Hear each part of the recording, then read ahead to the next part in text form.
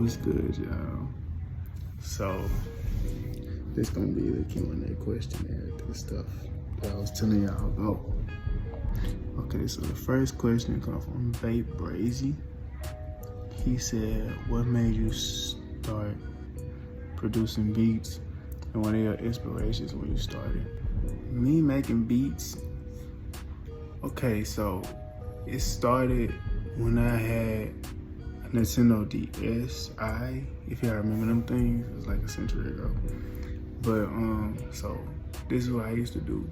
They had a software program on there, and you could record on there and all types of stuff. So what I used to do on there, I used to just make stupid sounds on there and stuff. And then my little sister, who had one, like started recording Beyonce songs on there because she was a big Beehive fan back then. And I used to record, like, which is my inspiration, orchestrated music and stuff like that. I used to have like Godzilla theme songs, manipulate the pitches, manipulate the sound, all of that. That's what I used to do back in the day.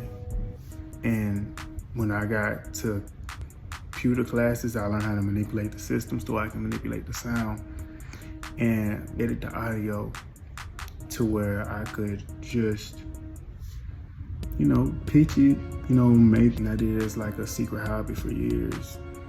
Every computer that I have, except my work computer, it has a pitch manipulating software on that, so where I just play with it. Been doing that since I had a computer.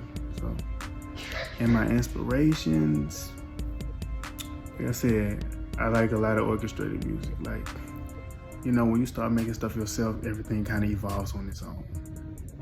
Okay, the next question comes from Produced by Day Today. That's a smooth name, I ain't gonna lie, brother. What are your current thoughts on the state of music today? The 2020 decade of music, I feel like it's really evolving, especially with the way you can make music, because really anybody can make music, and that's a double-edged sword, but at the same time, it's offering new opportunities for creative people to make all types of weird, cool sounds. Like, I be listening to all types of music. Like, man, I can't think of his name right now. It'll come to me. I feel like this decade is gonna really be remembered for some really good tracks, some really crappy ones, but some beautiful tracks. All right, this next question comes from Imani Music. It says, when is the moment you knew you wanted to become an artist? Okay, so with that question, I've always been an artist. I've always had this big imagination. Next question is, since putting out your first song, what have you learned? I learned a lot.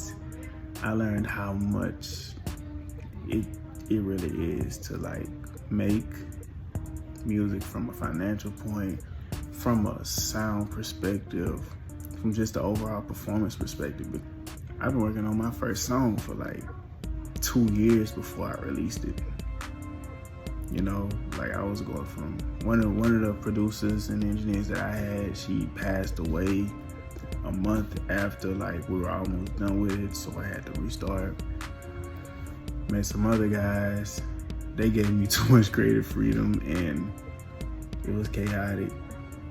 And I met another guy, he didn't give me that much creative freedom. He tried to make it like I don't want to say regular track, but he tried to make it to a structured thing it became more about the structure than it came about the way I deliver my art. And that's okay, like some people like that.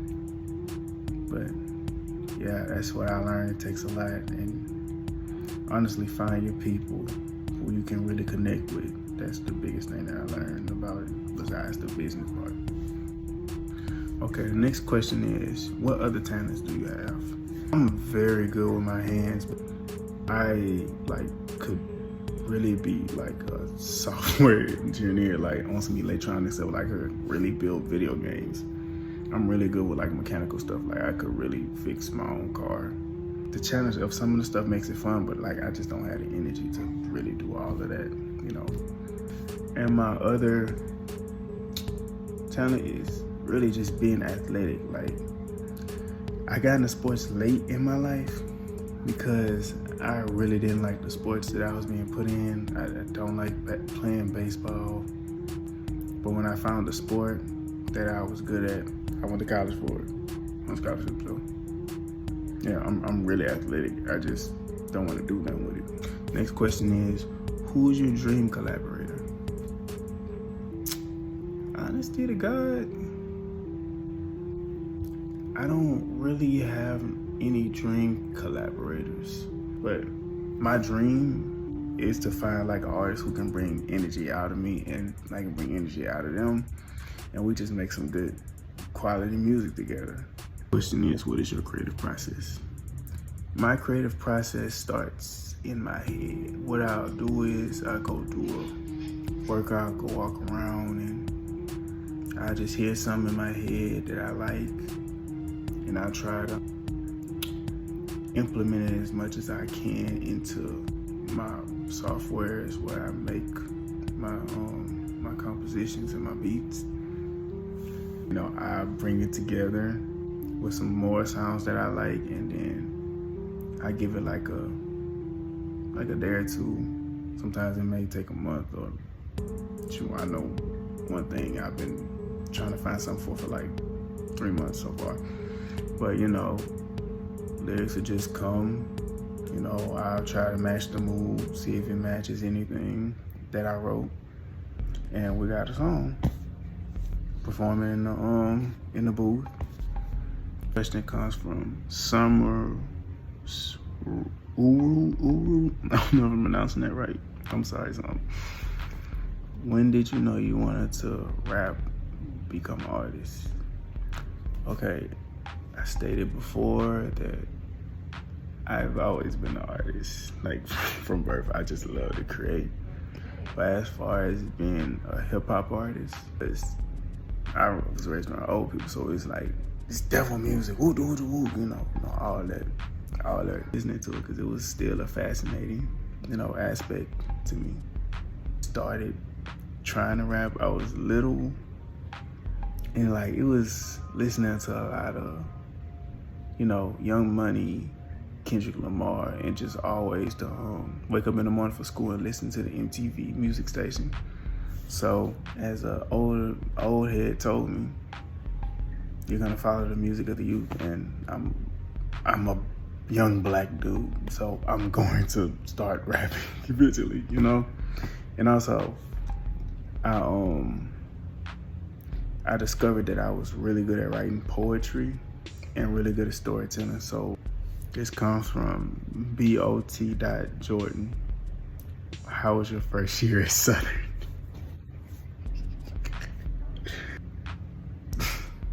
When I got on that yard, bro, like,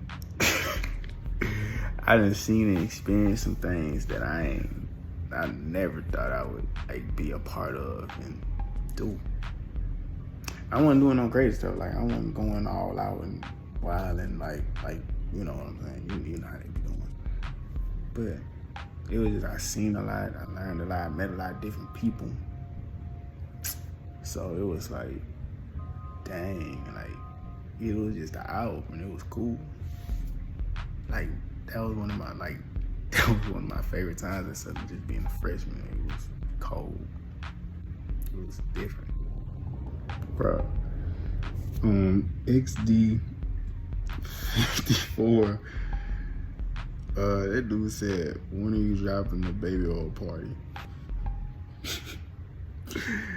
So December 18th, 2025,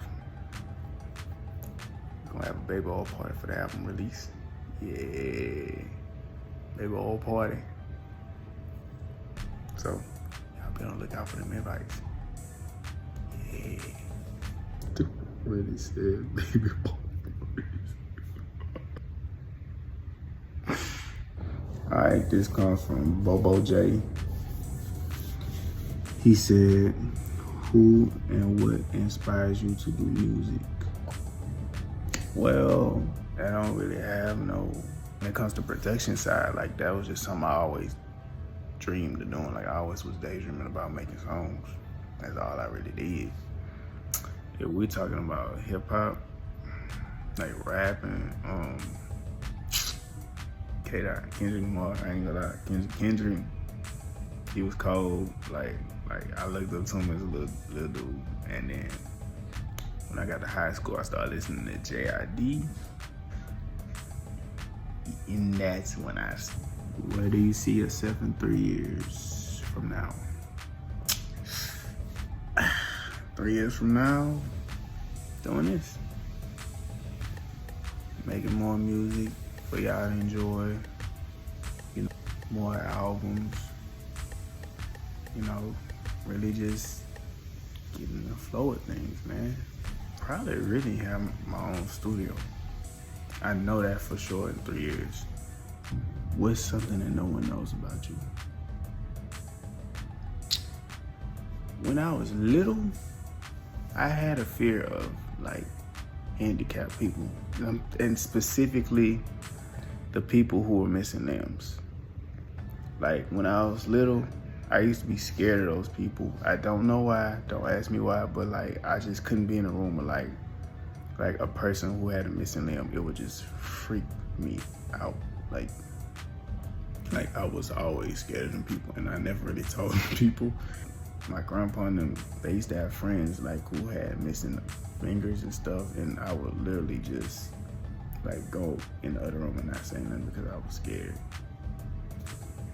Okay, this one says, if you get a chance to make a song with any artist, who would it be? Just different from the Gene Lab question. Like, I really feel like I could match the energy. I'd say Tyler. Tyler the Creator. I could match that nigga energy. I can match his energy. This one comes from Dee Enigma. She said, where do you see yourself in 5 years?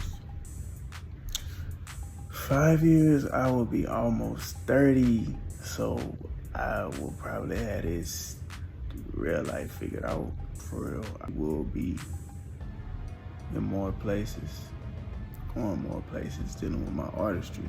I will be more stable as a man, you know, have my finances together. I don't know, probably have a kid or something. Hopefully not, but you never know. This one comes from Gas and Poop Noodle. I'm a fan of yours. I just want to know, when is your next song? Okay, I'm gonna give y'all a little secret, little gang. I'm going to consistently drop something every month. So, just be looking out for something in January, February, March, April, May, June, July, August, September, October, November, December, I'm probably gonna release a whole album, so you get a whole bunch of songs. This one's from Unc Willie. When did you realize you wanted to be an artist and have it as a career? Like 2020. One day I was just walking with a friend, and I just thought about it. I was like, I'm always creating. Why not do it for a career? It's like the only thing I really put my energy into. Besides working out. Comes from the QnA. She said, what's your earliest memory of music, and how do you see those early influences in your work? So, on the composer producer side, okay, there was this Godzilla film. Sarah remember Godzilla, like one of my favorite films ever. And they had the DVD me, and they used to come on for it. And he had this giant Hispanic 80s TV, like the big old flat screen TVs. Not flat screens, but you know, the big old TVs that the Hispanic people be having. He had one of those, and it was loud. And when I was a little kid, like the Mecha Godzilla was like walking and it was just huge and big, and then this scary music came up and was like,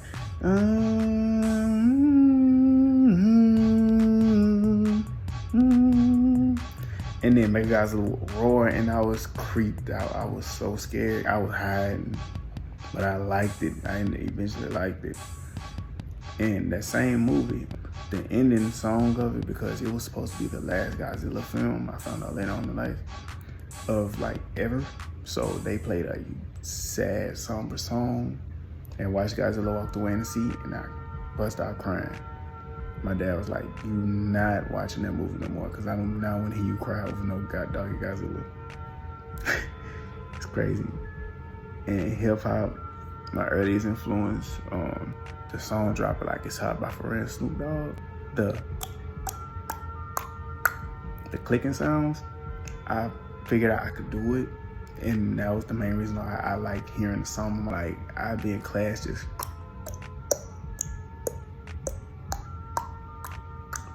just doing it over and over again, because I really liked hearing that part of the song. Like, and with that Pharrell comment being said, in a lot of my songs, I utilize voices as part of the instrumentals. You can't tell because I manipulated them, and that was my earliest memory of music. But all right, y'all. So, stay tuned for some more tracks. I got y'all covered. I'm going to re-upload my tracks to this channel too. So, just lock in with me. Catch y'all later. Peace.